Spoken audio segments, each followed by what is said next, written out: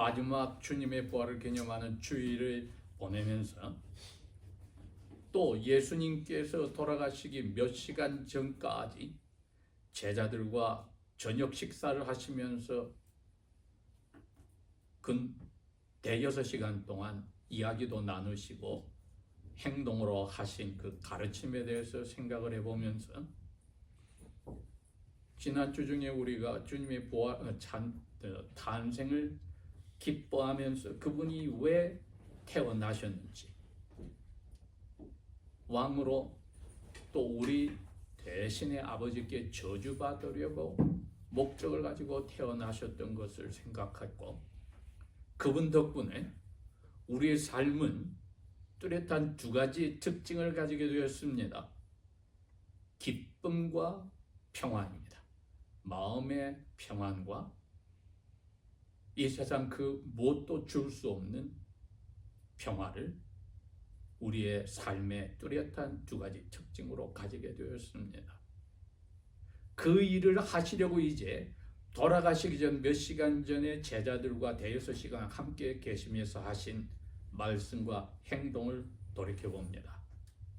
이렇게 함으로 우리 스스로가 이제 그 영혼의 죄책감이 없어지고 아버지의 저주가 우리에게서 사라져서 이 세상 무슨 일이 생겨도 우리 영혼의 평안함을 빼앗아갈 수 없고, 또 이로 인해서 성령께서 우리 마음에 무슨 일을 당해도 기쁨으로 감사하게 하셨으니까 어떤 식으로 그 기쁨과 평강, 감사를 삶에서 표현할지 거기에 대해서 들여다봅니다. 요한복음은 아주 특별한 좋은 소식입니다.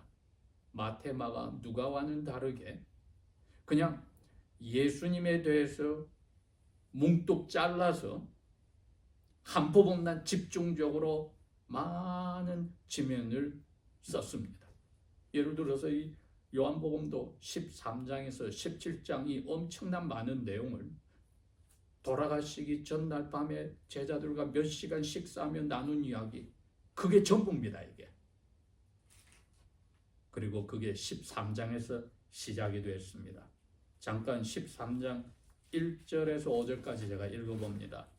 이제 유월절 전에 예수님께서 이 세상을 떠나서 아버지께로 돌아가실 자신의 때가 이른 줄을 아시고 세상에 있는 자신의 사람들을 사랑하시되 그들을 끝까지 사랑하시니라. 저녁 식사 중에 사탄이 벌써 시몬의 아들 이스가랴 유다의 마음속에 주님을 배반하여 넘길 생각을 넣었더라. 예수님께서는 아버지께서 모든 것들을 자기 손에 맡기신 것과 또 자신이 하나님께로부터 오셨다가 하나님께로 돌아가실 것을 아시고 그분께서 저녁 잡수시던 자리에서 일어나셔서 겉옷을 벗어 한 곳에 두시고 수건을 가져다가 허리에 두르시고 그 후에 대야에 물을 부으셔서 제자들의 발들을 씻기시고 그 두르신 수건으로 닦기를 시작하여, 이게 13장 오늘 저희들이 읽었던 12절 17절 앞부분에 바로 아주 그야말로 몇 분 전에 일어난 이야기입니다. 저녁 식사 가운데 예수님이 마음이 벅차올랐습니다. 왜? 이제 몇 시간만 지나면은 자기가 사람으로 와서 30몇 년을 사셨던 그 목적을 달성하는 십자가에서 가장 비참하게 돌아가시는 고통 하나가 남아있기 때문에. 왜? 그것 때문에 30여 년 삶을 이 세상에서 사람으로 보내셨어요. 이게 이루어지면은 그 십자가에서 돌아가신 그때가 아버지께서 하늘 그 높은 곳에서 사탄이 건드렸던 영광을 회복하시고, 아버지께서 영광을 회복하시면 아들의 영광을 회복하시려고 죽으셨을 때 몸이 사흘 동안 썩지 않게 보관하셔서 살려주시는 그 일이 이루어지니 그 죽으심을 통해서 아버지가 아들도 영광스럽게 합니다. 그래서 두 분 다가 하나님이신 것이 이제는 누가 부인할 수 없게 다 드러나게 되는 시간이 점점 다가온 것입니다. 그런데 그걸 예루살렘에 있는 유대인부터 시작해서 사마리아와 갈릴리와 이 세상 땅끝까지 이제 영광 받으신 아버지와 죽으시고 부활하셔서 영광 받을 예수님에 대해서 이야기해 줄 사람, 어떤 이야기꾼이 아니라 자기들 눈과 귀로서 보고서 그대로 전해줄 수 있는 사람이 자기 앞에 지금 식사하고 앉아 있는 겁니다. 그런데 이 사람들이 어떤 마음으로 전해야 할까? 내가 한 말이 진짜입니다. 내가 눈으로 보고 귀로 들었습니다. 내가 손으로도 만져보았습니다. 그런데 그 사람의 마음 자세가 그 말을 듣는 대상에게 어떠해야 될까? 예수님이 보여주시기로 했습니다. 사랑하는 큰형님과 맏형의 자세로 끝까지 사랑하는 모습이 어떻게 나와야 하는지를 보여주셨다. 갓난아기, 여기서 예수님이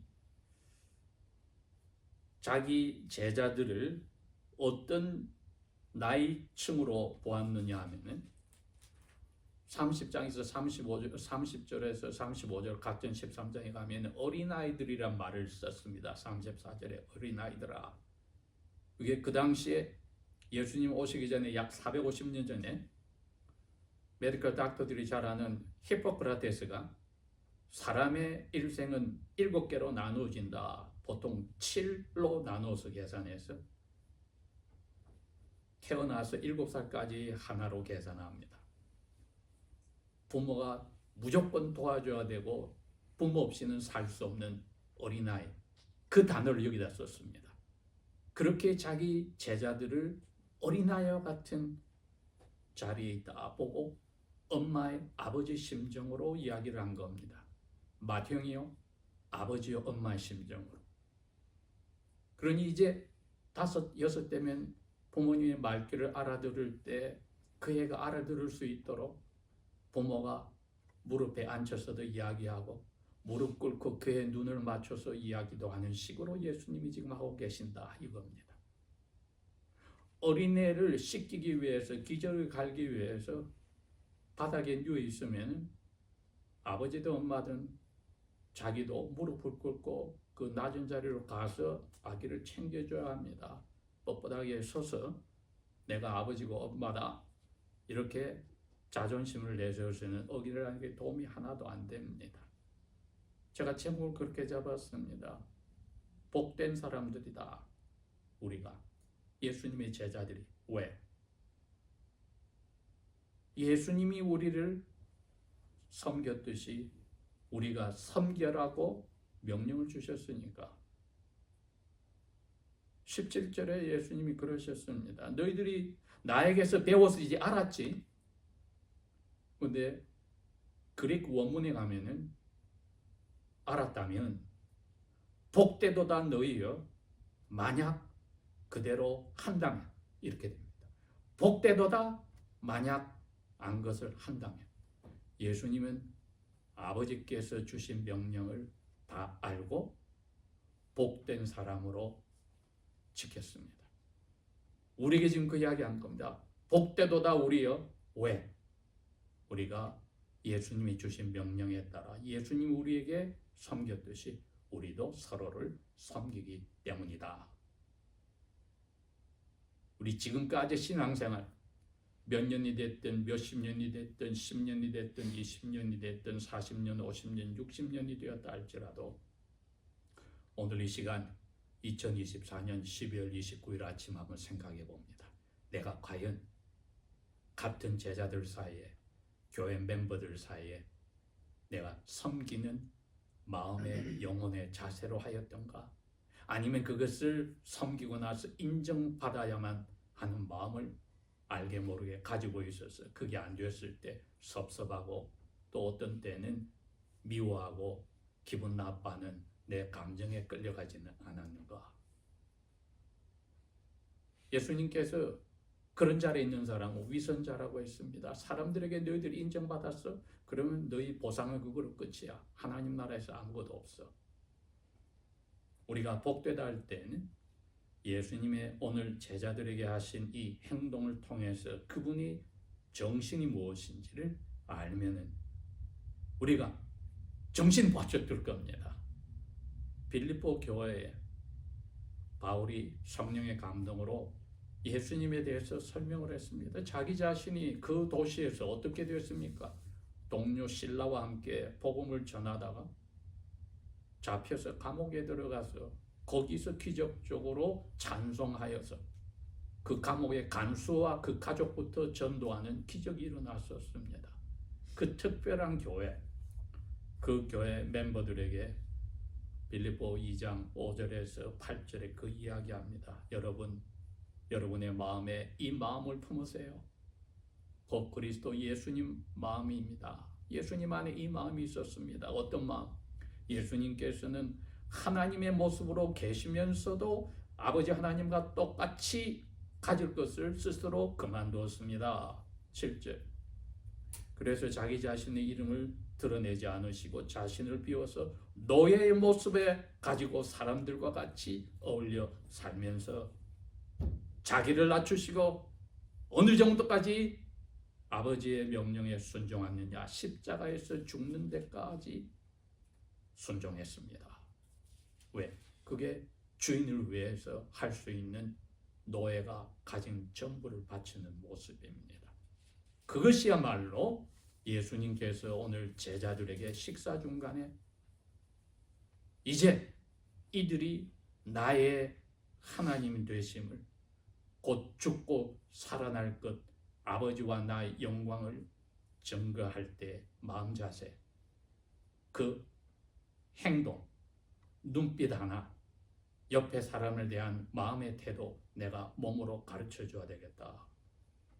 보통 큰 집에는 집에서 일하는 사람들이 있기 때문에 그 사람들이 노예까지는 아니더라도 저녁 식사를 초대한 그 손님들이 오면은 입구에서 큰 독에 들어있는 물을 가지고 발을 씻겨주는 그러한 모습이 있습니다.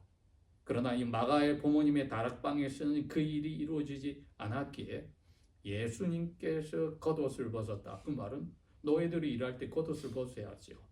주인 앞에 와서 예의를 차렸고 이제 일할 때는 겉옷을 벗고 수건을 가지고 허리띠를 메고 대야에다 물을 받았다. 이건 노예가 하는 일이지 손님이나 주인이 하는 일이 아닙니다. 그 다음에 무릎을 꿇고, 왜? 제자들은 지금 비스듬히 식탁에 기대어 발만 뒤로 하고 있으니까 발 뒤에 무릎을 꿇고 한 사람씩 발을 씻겼다. 바로 유다까지 발을 씻겼다고 했습니다. 왜? 2절에 바로 그 직전에 사탄은 유다의 마음에 예수님이 팔아넘길 생각을 이미 넣어주었다고 했기 때문에. 그런데 예수님은 그 바로 유다의 발까지 씻었다.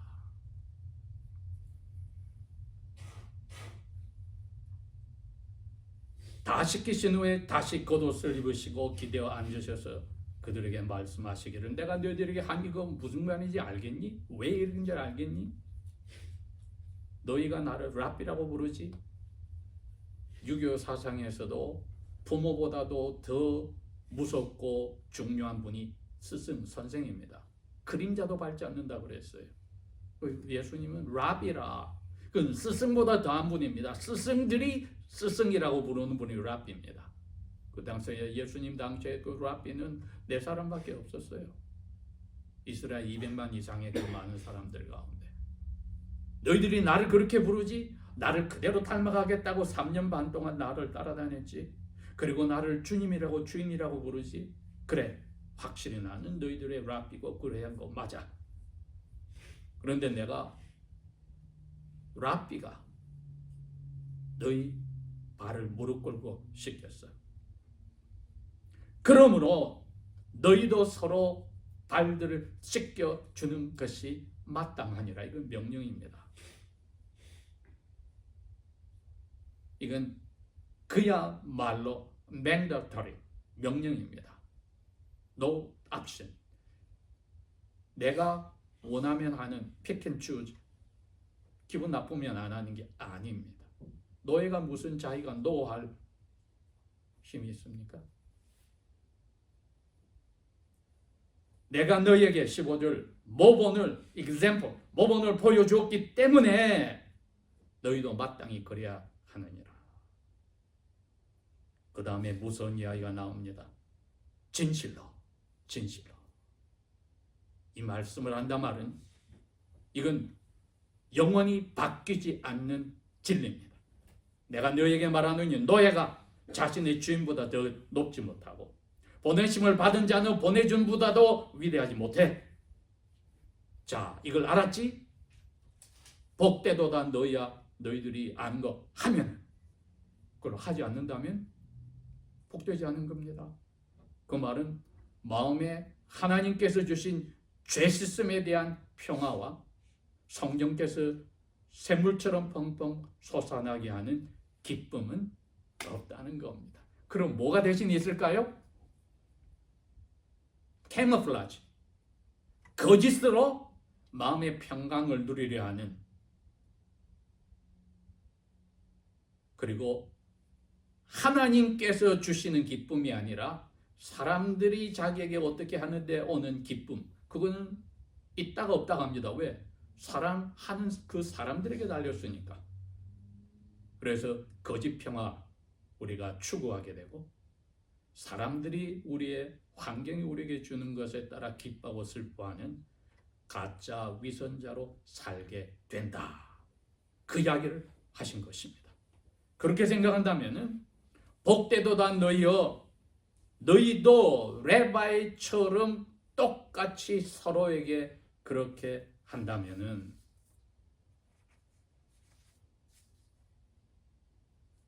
내가 사람으로 와서 이 목적을 이루어서 너희들 영혼의 평강과 기쁨을 약속한 아버지와 내가 약속한 성령님이 오셔서 계속 일어나게 하는 그 일, 너희들이 계속 가지게 돼. 그리고 너희들이 이제 가장 어려운 자리에, 사람의 눈으로는 보잘것없는 사람, 혹은 가장 나쁜 악독한 죄인, 미워하는 대신에, 고개를 돌리는 대신에 저 사람이야말로 노예로 오신 십자가에서 돌아가셔 사신 예수님의 이 봉사가, 섬김이 가장 필요한 사람이다. 자세로 그분에게 접근할 때 이 12사도들의 입에서 나오는 예수를 믿어라, 그리하면 너와 너희 집이 구원을 얻으리라, 회개하라, 하나님의 평강과 기쁨의 나라가 이제 영혼 속에 깨끗하여져서 왔다는 그 말을 할 때 마음과 행동이 일치되어서 듣는 사람들에게 성령께서 일을 하시는 거다, 이거죠. 예수님이 제자들에게 지금 가르쳐 주셨으니까 우리가 바로 이 12사도들을 통해서 번져나간 이방인들 가운데 구원받은 자리에서 똑같은 그 마음의 자세 유지해야 됩니다. 근데 비결은 하나뿐입니다. 성령께서 이끌어 주셔서 나 자신의 어떠함을 깨닫게 해주신다면 아버지의 사랑도 깨닫게 하시고 예수님의 이 제자를 향한 사랑도 깨닫게 하시고 실제로 예수님이 노예 자리에서 하신 일도 우리에게 깨닫게 하십니다. 우리가 이거 벗어나면은 지가 뭐라고 나한테 이렇게 해 하는 사탄이 유다에게 넣어줬던 그 생각이 들어오기 시작하면 복되도란 말은 우리에게 주어지지 않더라, 이겁니다. 그렇게 생각하니 로마 교회의 그 당시 로마 제국의 가장 중심인 도시에서 많이 알고 좋은 지위에 있던 사람들도 교회 멤버들로 살고 있는데 그들에게 사도 바울이 자기가 쓴 13개의 편지 중에 이처럼 철저하고 자세하게 논리적으로 편지를 쓴 게 없는데, 왜? 편지를 받는 사람들이 그러한 자리에 내놓으라는 사람들이니까 그들에게 분명히 그랬습니다. 5장 8절 9절 10절에 우리가 아직 재혼되었을 때 그리스도께서 우리를 위하여서 죽으셔서 하나님께서 우리에게 대한 자기 사랑을 아들을 죽여서 증명을 하셨다. 곧 우리가 하나님하고 원수로 살면서 멋대로 살 때 하나님은 우리도 모르게 자기 아들을 죽여서 하나님하고 우리가 원수가 아니라 다시 친구로 만들었다. 그 다음에 그 아들을 살려서 그 아들 이름으로 우리가 죄에서 영원히 구원을 받게 하였다. 이러한 자리에 저희들이 들어갔으니 이 노예의 마음을 예수님이 성령을 통해서 우리에게 허락하시는 것, 성령께서 날마다 우리 마음에 이 예수님만 비춰주시면 우리는 갑자기 나는 예수님의 이 은혜가 아니었고 죄인인데도 나를 예수님을 죽여서 건져주신 아버지의 사랑에 붙잡혔으니 어찌 내가 인정받고 잘난 체하거나 오해받고 심지어 배반당하더라도 손가락질하며 미워하며 무시하며 안 보면 된다는 마음을 가질 수 있을까? 그건 불가능하죠. 우리 인생의 신앙생활의 오늘 이 시간까지를 정리하면서 예수님의 자기를 비운 노예의 마음, 성령께서 날마다 우리에게 비춰주기를 기도하는 겁니다. 기도합시다.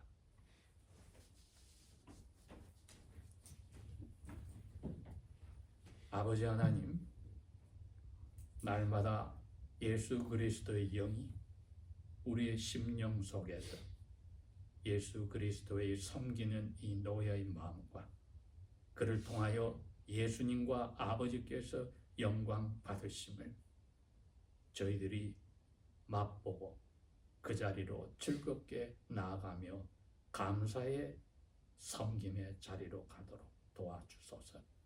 예수님 이름으로 감사 기도합니다. 아멘.